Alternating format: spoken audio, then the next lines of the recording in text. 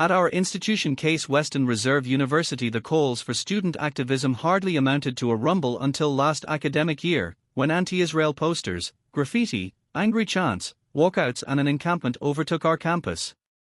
Now, Zionist and Zionism are suddenly heard and seen everywhere, not only here in Cleveland, but on campuses across North America, where the angry slogan "Zionists not allowed, Zionists are not humans and death to Zionism" have rung out. Protesters at Concordia University in Montreal were heard chanting, "All Zionists are racists, all Zionists are terrorists." In a video that went viral, a Columbia University student leader taped his own murderous rant in which he said, "Zionists don't deserve to live." The university's most prominent pro-Palestinian student group recently rescinded its apology. Pushing back against this noxious rhetoric, some Jewish students have doubled down on owning the terms. Rather than standing by as protesters appropriate and violate their understanding of what Zionist means, they proudly claim it as an identity marker. A statement issued by 540 Columbia University students last spring, which was posted on social media and then reprinted in the New York Times, offers the most prominent example. They proclaimed, "We are proud to be Jews, and we are proud to be Zionists," defining Zionism as the Jewish people's right to self-determination in our historic homeland and claiming it as a fundamental tenet of our Jewish identity. In this tug-of-war between those who denigrate the label and those who honor it, we say that it is time to reconsider the place of Zionist and Zionism in our discourse. We believe the terms have simply run their course. Others have similarly contended that the terms have such widely varying meanings that having a shared discussion about them can be rendered impossible. Here, we invite conversation about the possibility of shelving this language, relegating its use solely to its proper historical context. Israeli Flags 370. The origins of the word Zionism. To explain, let's begin with a brief review of the term's origins. Used as a poetic reference to Jerusalem and by extension the land of Israel, the term Zion appears in the Hebrew Bible 152 times. By the rivers of Babylon, begins the renowned Psalm 137, "We sat down there and wept as we remembered Zion." Later, after the Romans destroyed the Second Temple in 70 CE, Jews were dispersed across the globe, always a minority, often spurned, their fate subject to the whims of foreign rulers.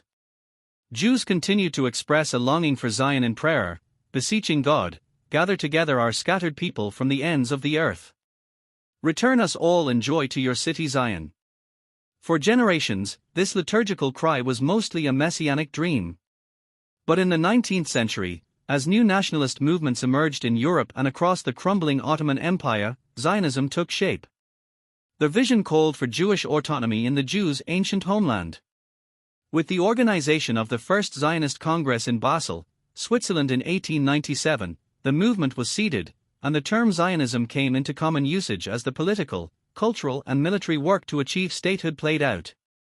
The Zionist dream, of course, became a reality in May of 1948, with the establishment of the State of Israel. 76 years have passed since then.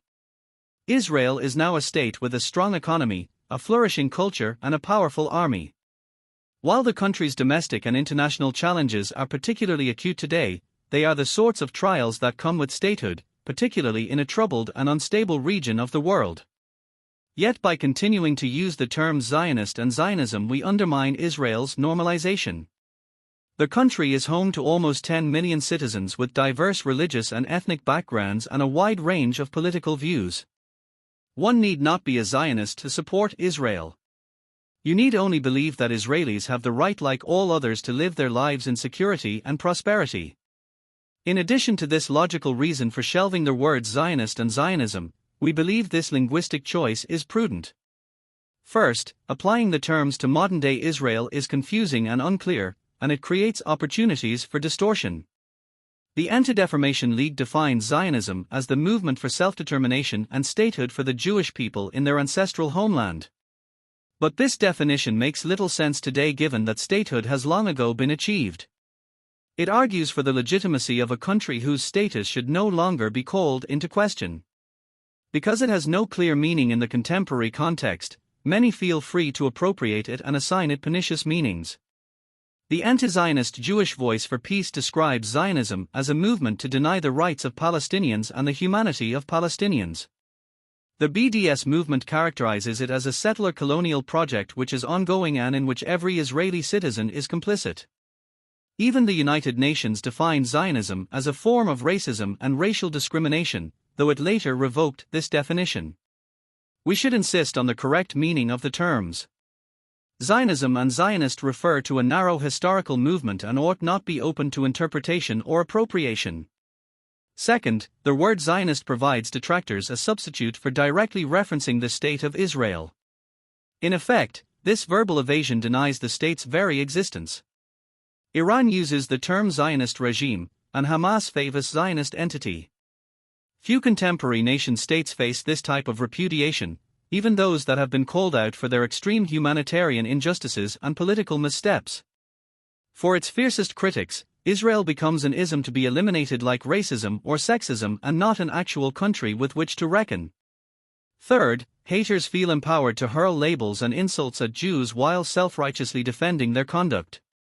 People who might think twice before publicly pronouncing Jews do not deserve to live or death to Israel freely express these same sentiments by simply substituting Zionist for Jew and Zionism for Israel. Then, feigning innocence, they claim to have simply expressed opposition to a political philosophy and those who adhere to it.